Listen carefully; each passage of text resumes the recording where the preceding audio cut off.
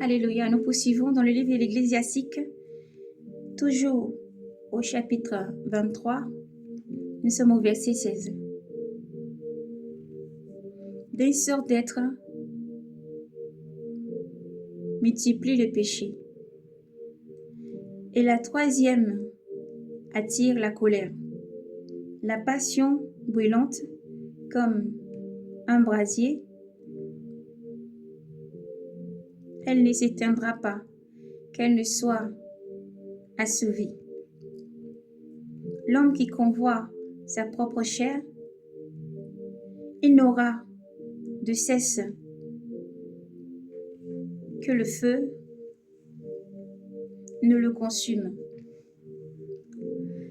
À l'homme impudique que toute nourriture est douce.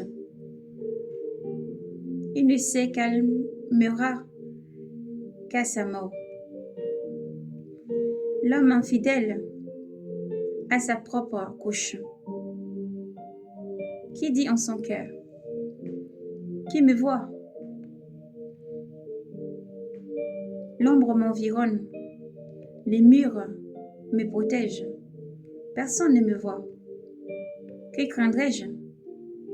Le Très-Haut ne se souviendra pas de ses fautes.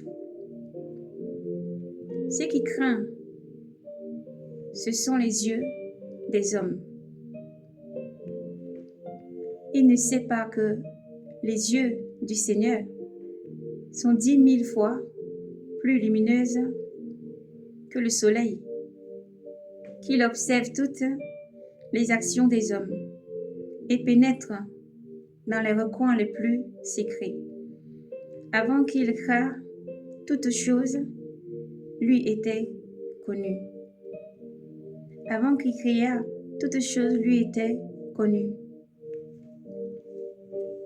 Elles le sont encore après leur achèvement.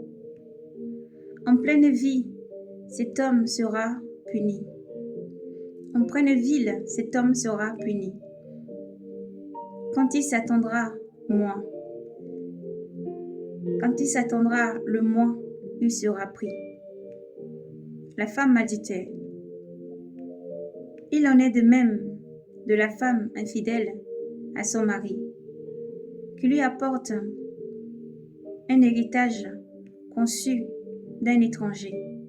Tout d'abord, elle a désobéi à la loi du Très-Haut. Ensuite, elle est coupable envers son mari. En troisième lieu, elle s'est souillée par l'adultère et a conçu des enfants d'un étranger. Elle sera traduite devant l'assemblée et on examinera son enfant. On examinera son enfant.